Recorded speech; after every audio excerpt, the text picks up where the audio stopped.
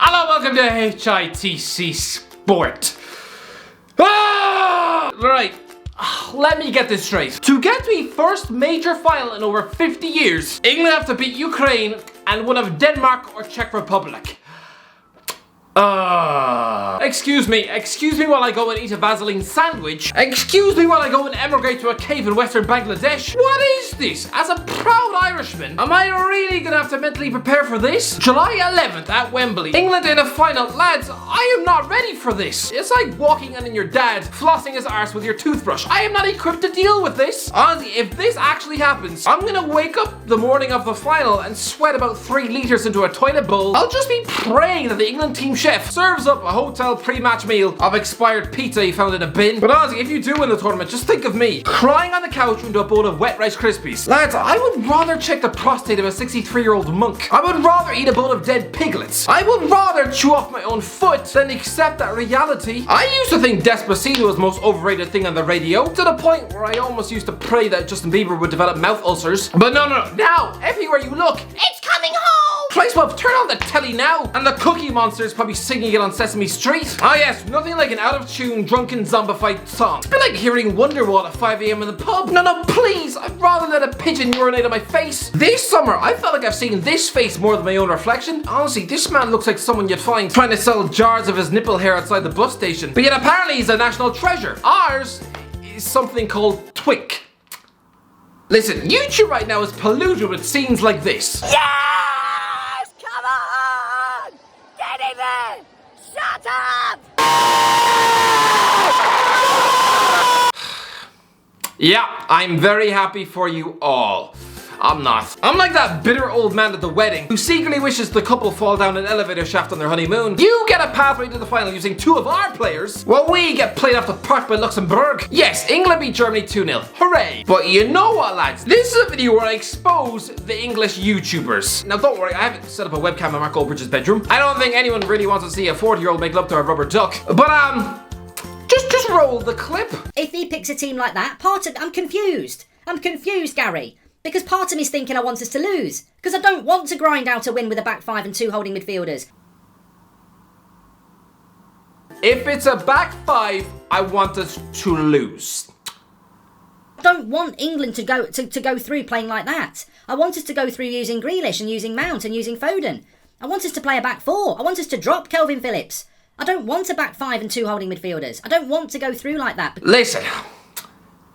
This is an arrogant mentality from England fans on the internet. Are you serious? Oh, Southgate must do it my way, 4-3-3. Play Grealish, play Sancho, play Bellingham, or I don't want to know. Do you realise how spoilt this way of thinking actually is? You lost your last European Championships to Iceland. Before that, you lost on penalties to a team with Balotelli stuffed up front. A talented player, sure, but who has the work rate of Deji on a treadmill. Before that, you didn't even qualify for Euro 2008. Just 15 tournament games ago, you were finishing bottom of your World Cup group behind Costa Rica, a country famous for producing beans. That's only 15 tournament games ago, so a bit of perspective, please. Ozzy, this is like listening to that spoiled child on Christmas Day. Oh, I don't want this expensive fire truck. I wanted a Spider-Man web slinger. I want a Batman figurine. Oh, I now hope Santa Claus gets polio. I'm sorry, but you haven't reached the final since 1966, and you're whining about playing like Stoke. Okay then, why not go gung-ho against the Germans? It worked so well for you the last 4 decades, didn't it? It worked so well for the Portuguese 2 weeks ago, when the Germans carved them apart like their defence was made of wet butter and cheese. I'll want us to win, but there'll be a massive part of me that's massively disappointed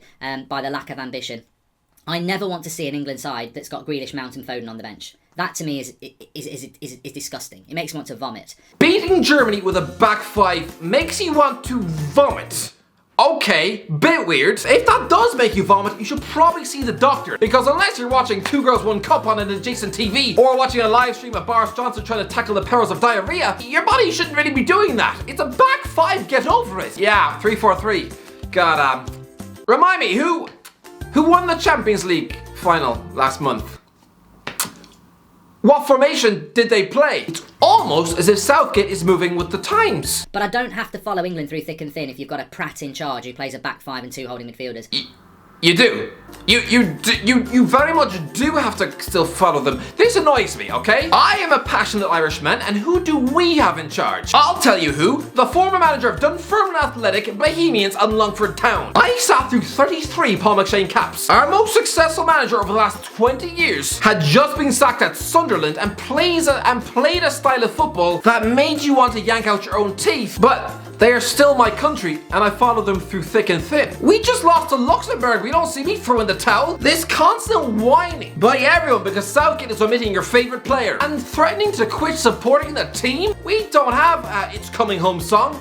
More like we're going home. Listen, I did a video 2 weeks ago defending Gareth Southgate because even me as an Irishman, I'm sick to my nostril hairs at the abuse he gets for reaching a World Cup semi-final. Listen, you're right, okay, his CV isn't great, but look around the tournament. What manager did have a glittering CV? Look at the ones left in the last 8. What, Roberto Mancini? The guy who lost an FA Cup final to Wigan. Who else? Roberto Martinez. Oh yes, a guy who relegated Wigan and lost the match 9-1. Who else? Casper Humland. A guy who replaced Thomas Tuchel at Mainz 05, was sacked and so given a job at FC Nordsjælland. Who else is there? Andrei Shevchenko's CV consists of trying and failing to get elected president of Ukraine. Take a look around you. This is international football. It's not filled with world-class managers at all. Case in point, Frank de Boer was coaching Holland at this tournament, and his CV would actually make you get sick in your mouth. Even the standout managers of this tournament, the 2 World Cup winners, Didier Deschamps, his CV just consists of Monaco, Marseille, and 1 season in the Italian second tier. It's not exactly mouth-watering. And Joachim Löw, okay, yes. What exactly was his CV when he took the Germany job in 2006? What, sitting on Jurgen Klinsmann's lap? A Turkish relegation battle with Adanaspor before being eliminated in the 3rd Champions League qualifying round with Austria Vienna. This guy wound up winning the World Cup. Fernando Santos lifted this trophy 5 years ago with Portugal, a guy whose last job in club football was with PAOK Salonika in Greece. Zlatko Dalic reached the World Cup final in 2018 with Croatia after spending 7 years working in Saudi Arabian club football. And you want to talk about Southgate's resume? Clearly getting a job as an international manager, you could arguably have a resume consisting of 3 years at Burger King and a summer of painting fences and you'd probably still get the job. Good Christ, the Finland coach used to be an actual primary school teacher. I mean, come on, he used to teach maths. Southgate's CV, 3 years in the Premier League with Middlesbrough and 3 years in charge of the England under-21s. It's about right.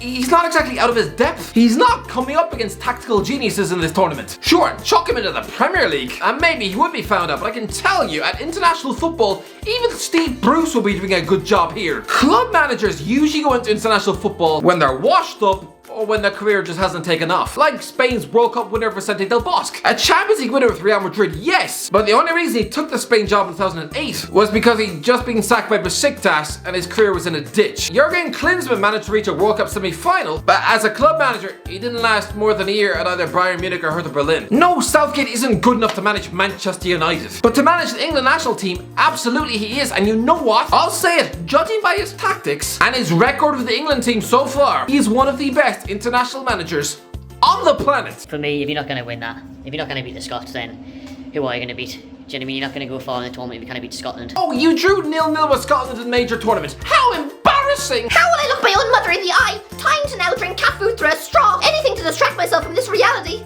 Yeah, stumbling through a lackluster performance in the group. Oh yeah, surely you can't expect to win the thing after that, right? Except it happens every single time. Euro 2016, in the group, Portugal drew with Iceland, Austria and Hungary. Can you imagine the Portuguese press? They'd have been comparing Fernando Santos to a pig-smelling scarecrow, right? Or how about that Germany team who steamrolled the 2014 World Cup? Well, just 3 weeks before they smashed Brazil 7-1, they were stumbling to a chaotic 2-2 draw with Ghana in the group stage. The all-Conquering Spain, they began Euro 2012 with a limp 1-1 draw with Italy and started the 2010 World Cup by losing to Switzerland. Go back to the 2006 World Cup and Italy couldn't even beat the USA in the group stages. These results happen in tournament football, and anyone who thinks it's proof that Southgate has the knowledge of a lump of piss-soaked cornflakes, it just exposes them as being a reactionary, emotional panda bear. And don't even get me started about the abuse Raheem Sterling gets right now. In 2018, it feels like we had made progress with this. We were calling out the tabloids for vilifying the man for having a gun tattoo and realizing that actually, maybe this isn't some bling boy love rap with 9 children to 7 different women, 3 of whom probably lick smack off a toilet seat. No, actually, we as a society turned a corner and realized actually is a consummate hard-working professional who's fallen victim to the Kieran Dyer media narrative. Although, to be fair, that's not a great example, as Dyer does seem like the type who's probably more likely to spit in your eye than pose for a selfie. Okay, maybe the Ashley Cole spin then.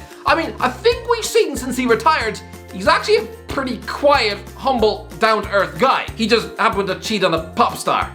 Harry Styles does it and no one says a word. But my point is, when Sterling called out the racial elements in the press, suddenly we opened our eyes and realised that he's a great person as well. And yet, because of one 10-goal season at Man City, it swung back to how it was in 2015. Sure, he slightly underperformed last season. But I'm sorry, 14 goals and 12 assists in 49 matches, winning 2 trophies and reaching a Champions League final. What is this? He's 4 goals off joining the 100-goal club in the Premier League. He's 8 behind Didier Drogba, an actual Hall of Famer. And he's only 26, halfway through his career. If he keeps up this pace, he will overtake Frank Lampard and sit in the top 5. The way you speak about him, you'd swear he was a fat Nathan Redmond. Since 2018, he has scored 15 goals for England. Where does this narrative come from that he's just another Theo Walcott with zero end product? Apparently he's a tap-in merchant. No, look at it this way. He has a world-class knack of knowing where the ball is going to end up. He reads the game better than any of you on the couch. If he didn't, he wouldn't have lasted 5 years on the team sheet for Pep Guardiola. I'm sorry, but does Bill from Swindon or Tim from Hull, or I'll say it, True Geordie from the kickoff, think they know more about spotting a good footballer than the guy who spent 4 years working with Messi?